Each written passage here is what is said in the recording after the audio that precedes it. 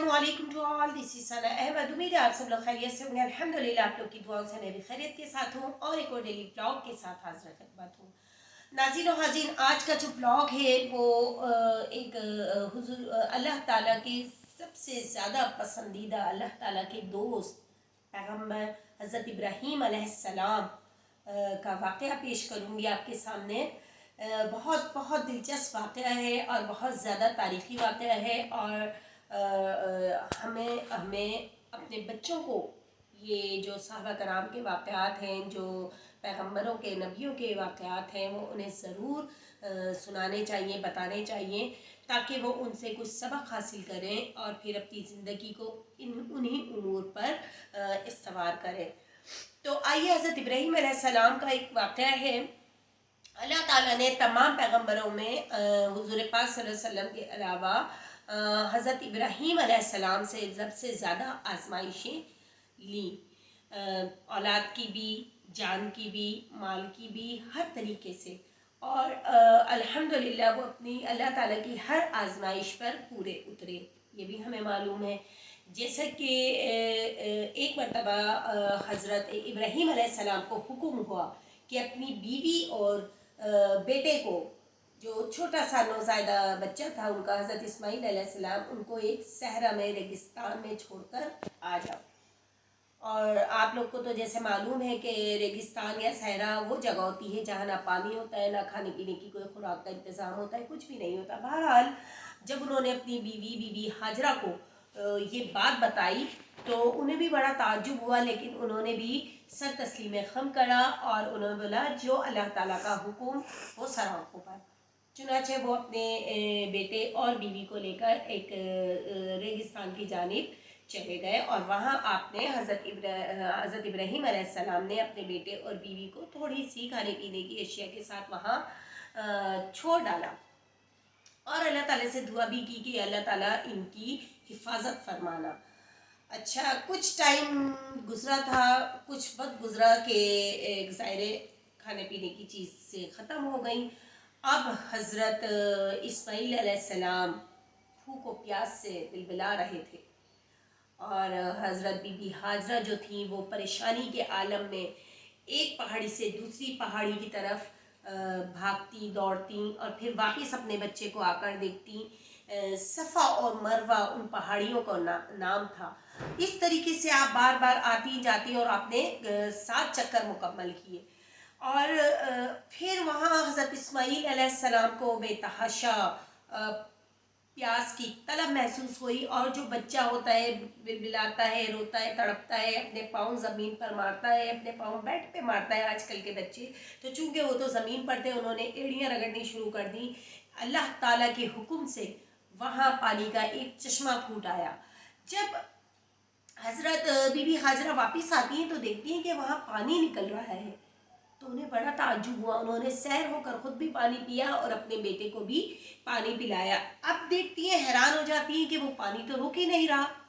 अब वो और परेशान कि ये पानी तो बहता जा रहा है, बहता जा रहा है, बहता जा रहा है, पानी रुक जा। पानी को बोलिए अल्लाह इस पानी को रोक दे, लेकिन पानी किसी तरीके से रुकने का नाम नहीं ले रहा था।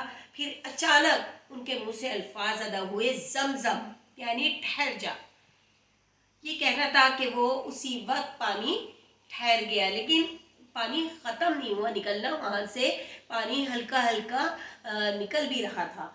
तो ये जो ज़मज़म है ये वही पानी है, वही चश्मा है, वही कुआँ है जो आज जहाँ से हम मक्का मुअज़्ज़मा में जाते हैं और वहाँ से सैर होकर पानी लेकर आते हैं और पीकर भी आते हैं। तो सुभान अल्लाह। उसके बाद क्या होता है कि हज़रत इब्राहीम अलैहिस्सलाम वापस आते हैं अपनी औलाद और अपनी बीवी के पास। जब वहाँ आते हैं तो वो अपने बेटे को और अपनी बीवी को एक अपना ख्वाब सुनाते हैं कि उन्होंने ख्वाब में देखा है कि वो अपने बेटे को अल्लाह की राह में कुर्बान कर रहे हैं। तो वो बेटा छोटा सा बच्चा था, ज़ाहिर है।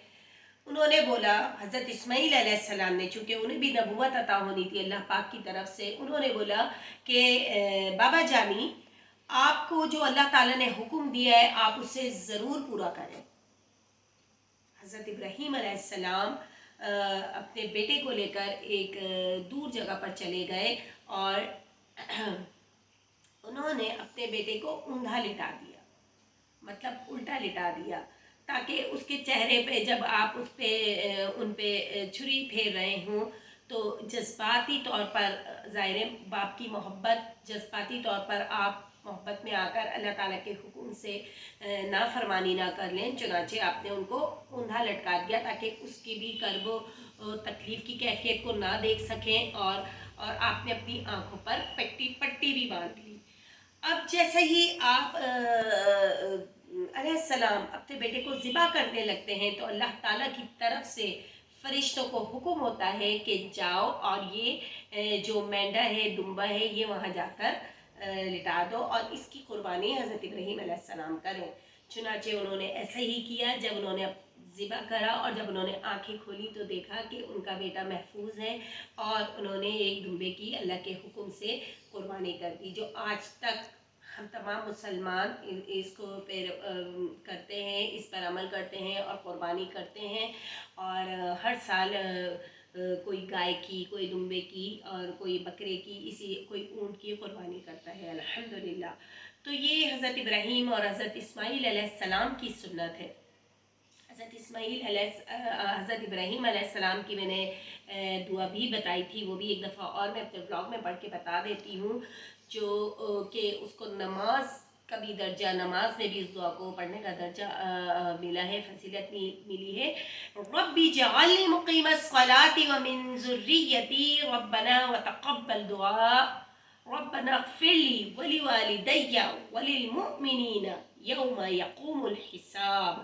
جی ہاں، یہ خوبصورت سی دعا ہے جو ہم اپنی نماز میں درود شریف کے بعد ادا کرتے ہیں۔